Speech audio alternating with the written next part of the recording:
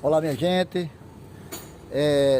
Tiramos o alternador aqui dessa Hiluxzinha. Mostrei o barulho que ela tava lá no outro vídeo, né?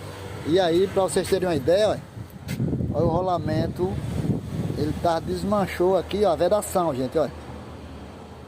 Então foi trocado esse rolamento e essa polia, né? A gente achou que era só a polia, mas o maior defeito era o rolamento, mas a polia também está começando a dar defeito. Quem viu o primeiro vídeo vai ver a diferença agora do motor. Funciona aí, por favor, Lula.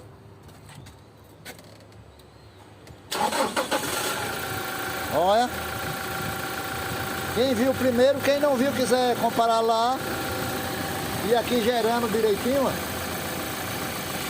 Então foi isso, né? Porque às vezes o barulho era tão feio que a gente pensa até que é motor. Beleza? Então, trocado o rolamento e a polia,